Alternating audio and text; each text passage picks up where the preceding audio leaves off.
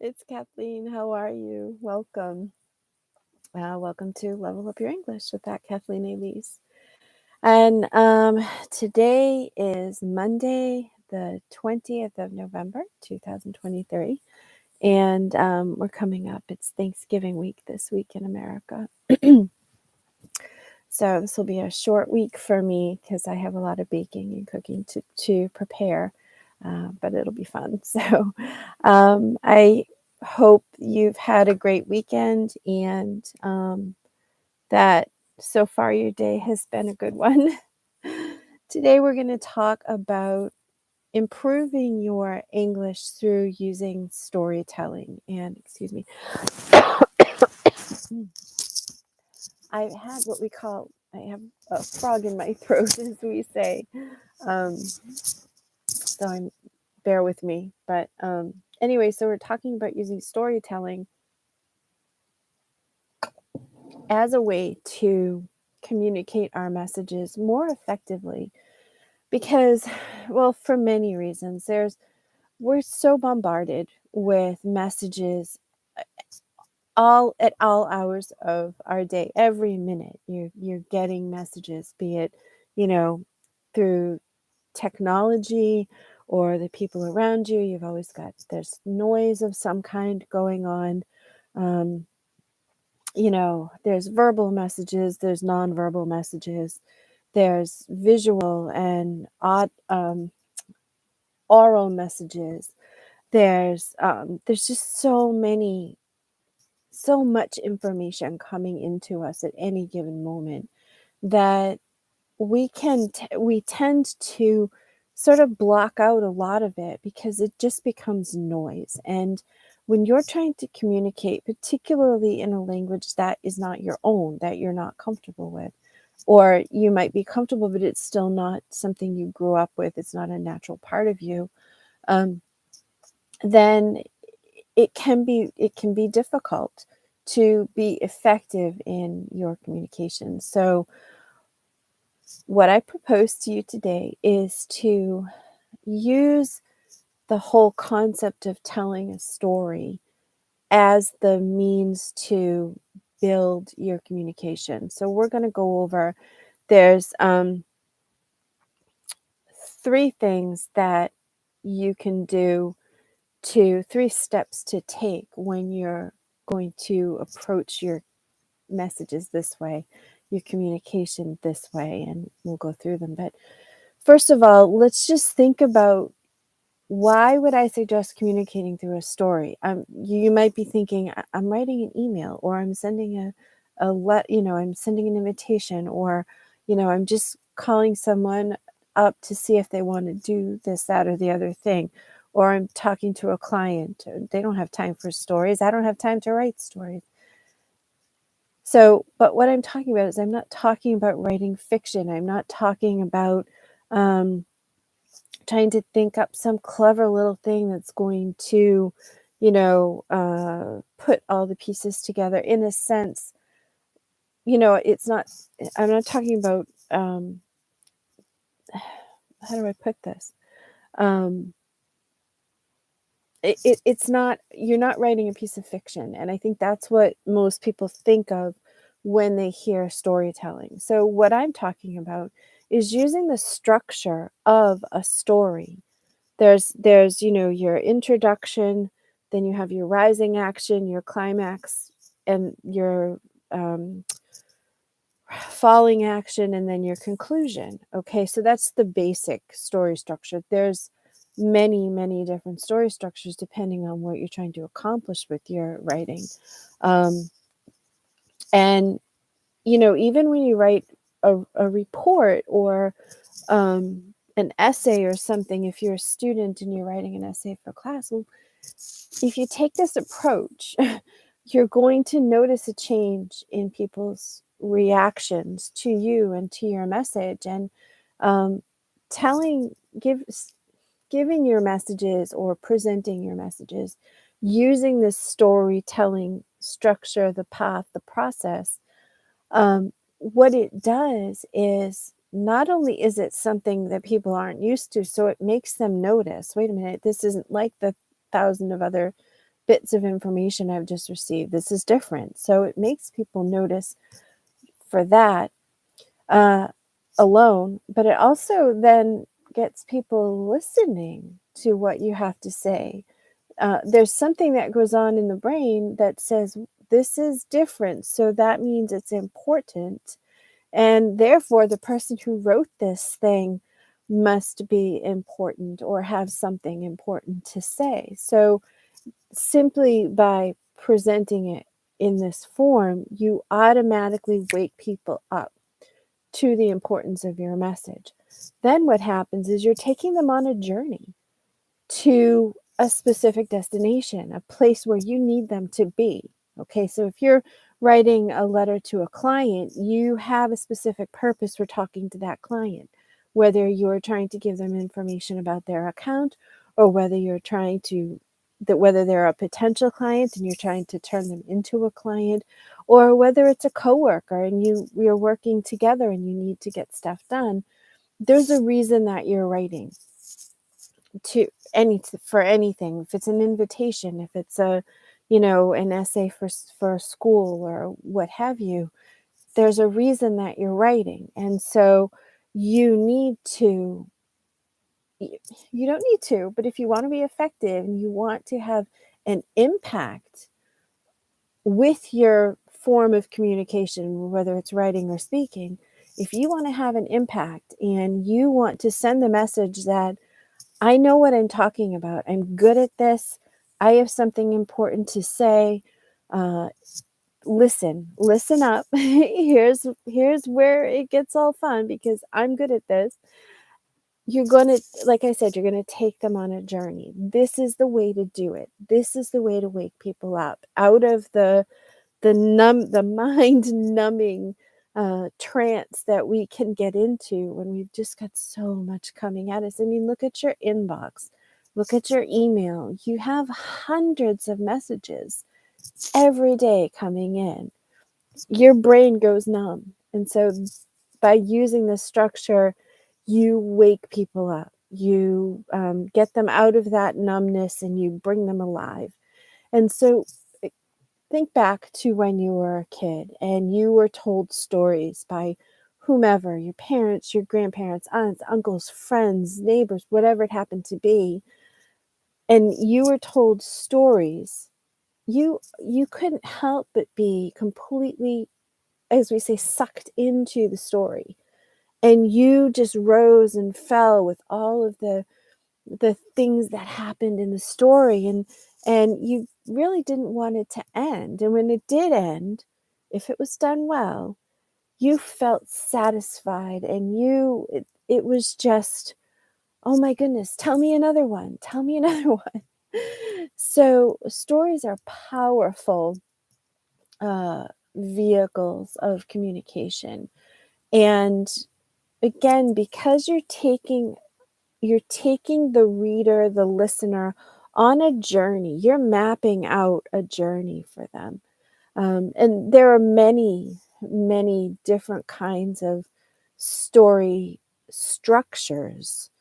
And so just look them up online. I'm not going to go over the different types of story paths and story structures, but I'm going to help you get all your pieces in place so that then you can decide which structure you need and then how you can plot your course. So the first thing I want you to do is you really need to think about, what is my goal? What do I need this piece of communication to do? Again, speaking or writing, it's the same thing. And small talk, many people who are learning English have trouble with small talk. You're uncomfortable at a cocktail party, in the office, meeting new people.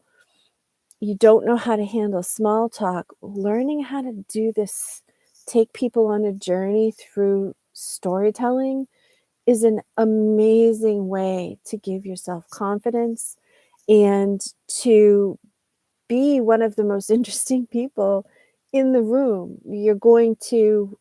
people are going to want to talk to you now, and they're not going to look at how well you speak. It takes people out of the frame of mind of judging your proficiency level and moves it into the realm of, this person is fascinating.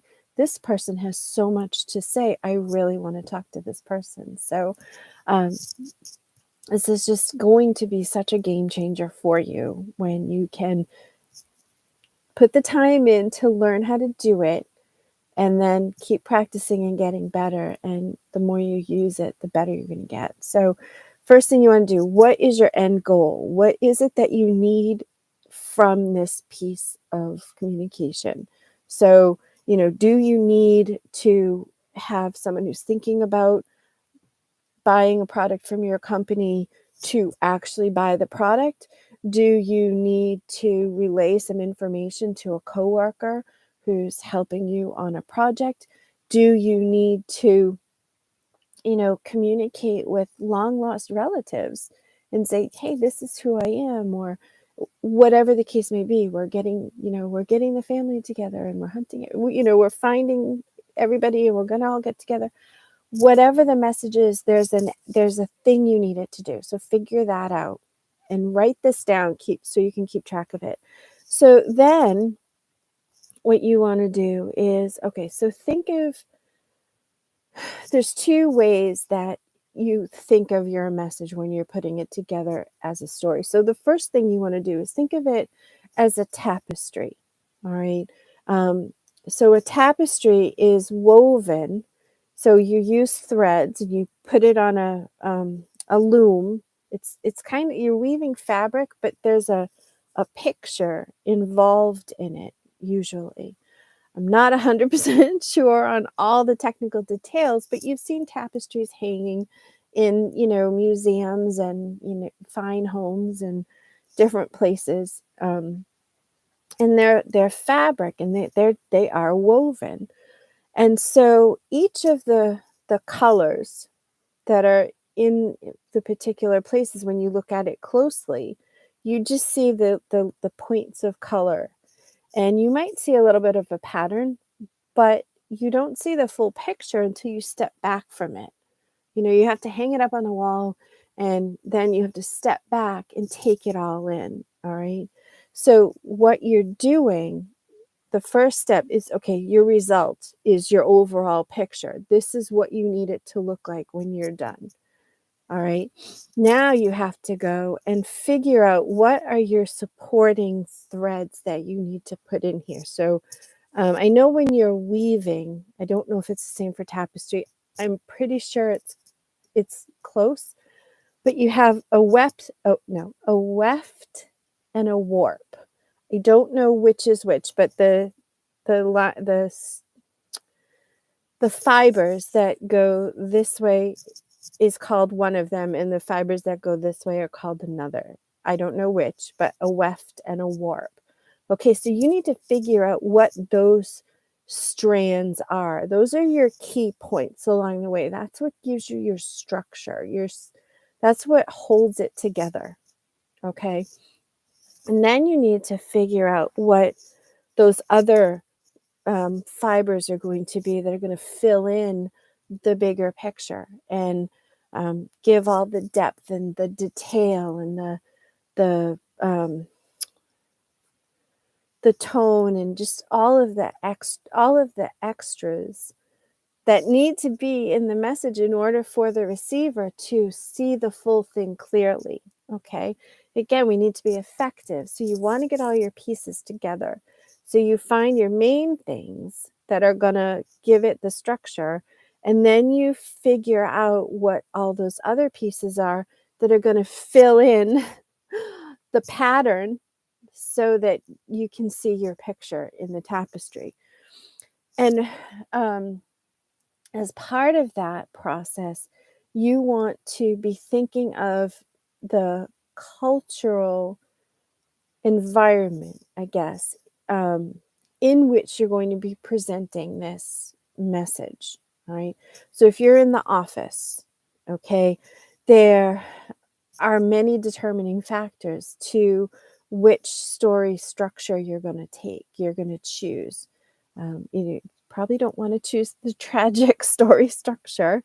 Let's hope that that's not appropriate, but it might be. So you need to determine, okay, to whom are you speaking? Are you speaking with your boss or the head of the company? Are you speaking with a coworker who's at the same level as you? Are you the manager speaking to your staff and your team? Or are you speaking to a client? Determine who you're speaking with, and that will determine a basic structure where you can work from a cultural structure. All right. And then you also need to consider, is this a formal means of communication? You know, are you a lawyer? So is this a contract? Is this a proposal in the company? Are you, proposing a new project? Is this a research paper, and you're presenting your research findings? Are you just writing a memo about a meeting that's going to be happening, or a party that, maybe it's an annual company dinner and you're writing that? Are you a student and you're writing a report or doing your homework and it's just structuring the answers to your homework? So all of those different things. Are you sending an invitation to a wedding, a formal wedding, or are you just calling someone up to come on over for a movie and takeout? All of those situational, cultural situations are going to determine how the native speaker that you're communicating with is going to expect things to be structured. Okay. Because for example, if you're sending a formal wedding invitation, you're not going to just say, oh, hey, join us on the 10th at 6:00 at such and such a place. It has a structure. It has an agreed upon, a societally agreed upon way of presenting this message. Okay. So you need to know how how the receiver of this message is expecting it to look and be presented under the particular circumstances. So get familiar with those. Get familiar with all the different kinds of messages that you think you're going to be dealing with when you're speaking English, when you're using your English. Become familiar with them, because once you become familiar with them, because it sounds contradictory. You're telling a story to be different, to stand out from all the messages, but here I am telling you to use the template that each thing demands. People don't want you to break out. That's what it sounds like to me when I'm telling you, but that's not the case. It is, but, and I'm using the word but specifically. Because once you become familiar with how people expect to hear the message, you can then look at it and say, okay, within these confines, within these parameters, how can I use this storytelling structure or this process of taking a person on a journey from the beginning of where you started? And think about it, stories involve change. Nobody would care if the main character started out here at the beginning one way and all this stuff happened, the ups and the downs happened, but nothing changed with the character. Why do I care then? Why is this important? You just wasted my time. There's no change. I'm not learning anything except, don't waste my time because, you haven't changed. And so are you teaching me not to change? I don't know. So, there needs to be, you're taking someone from a personal state, you're taking them on this journey, and you're bringing them to the change, to the result that you need. So you can then work within the societally accepted structure and use your intelligence, be creative, and you can now take them on a journey within this structure. Okay. I hope that made sense. um, so now that you've got all your pieces in place, okay, they're not in place yet, but you know what your pieces are. So you're going to lay them out. You know what your pieces are. Now you're going to think of, again, taking your reader, your listener on a journey. So these pieces that you have of the bigger picture, you've got your structure, you've got all the pieces, you know what the pattern should look like. Now you now change your mindset to that of a map. And now it's your job as the communicator to guide them on this journey. Okay. And again, I'm not telling you to say, once upon a time in a land far away, there lived a princess, that kind of a thing. But you're looking at the information that you have. Okay, where are you now? Where do you need to be? And now you're creating a narrative in here that's going to walk you from point A. You're going to go through the message. Changes are going to happen because of the way that you're presenting it. And then you're going to come out to your conclusion that is the result you're looking for. Okay. So it's really, think of it as you're guiding people on this journey of change from, not being a client to saying, oh my goodness, I have to work with you, or from not having the wedding on your calendar and not knowing or caring to, coming up and saying, oh my goodness, I have to go to this wedding. I'm so excited. I have to go. I can't wait. So, and again, yeah, so it's just the way you present the information. That's what I mean when I say about taking you on or using the storytelling structure. It's the way you're presenting the information that guides the listener, that guides the reader from one point through a journey that helps them change in the end to either make a decision that you need or even just to see the fuller picture. Maybe the purpose of your message is to just give them information that they need to make a decision for something else down the road. It could just be giving them information. But if you know what the end goal is, you can present it in a way that helps them make the decision more easily. Okay, because again, we have so many messages coming into us. We've got so much information. Our brains cannot possibly process it all with the state of most people's lives today, which is why people have sleepless nights. How many times have you stayed up at night because you can't stop thinking about all the stuff you have to do?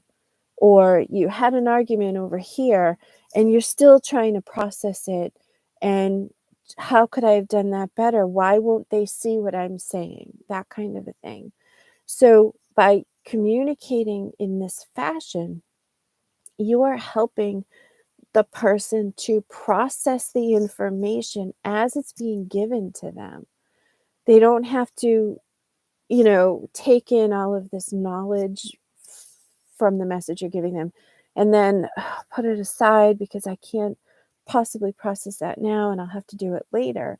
You're making this a smooth and easy event for them, and you're making their day better in a sense. Not only are you adding something different to their day, but you're also helping them ease a burden, the burden of processing the information.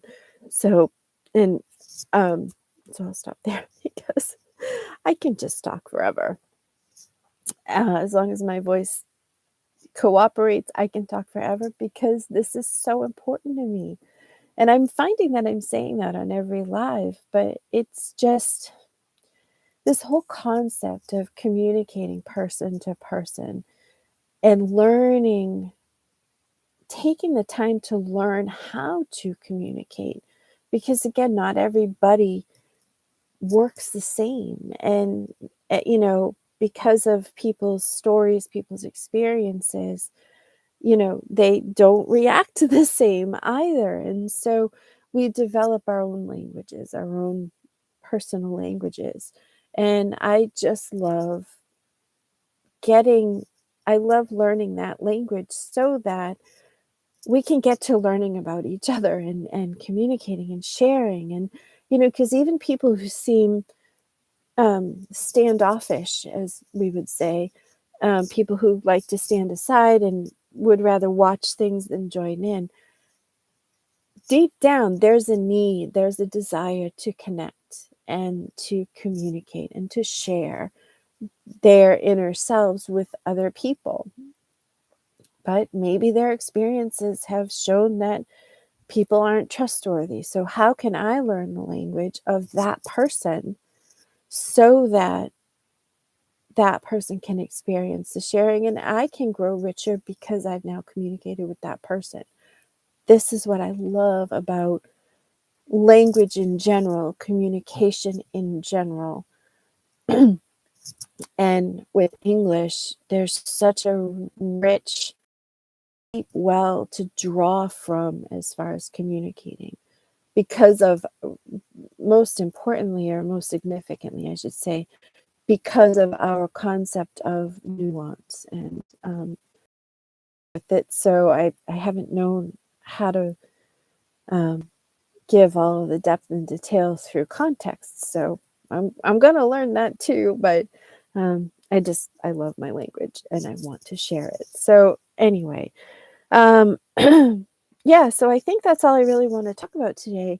So look up online the different storytelling structures. So look at that way, or you can look up story arc or storytelling arc, I think should still get you very similar results. And again, become familiar with those structures so that you can pick and choose which structure is best for the message that you want to give, and that you want to convey. So yeah, I think that's it for today. It feels weird not going over time. um, so don't forget to ask your questions in the comments section. Always ask them in the chat. And let me know how you're doing. I know this is going to be different. And I wouldn't suggest it if you're a root beginner. Give yourself time to get familiar with the language first.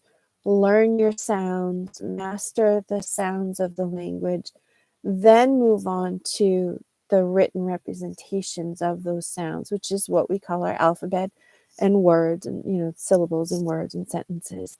Work your way up. But once you get to a point where you're comfortable starting to write, come back and watch this again.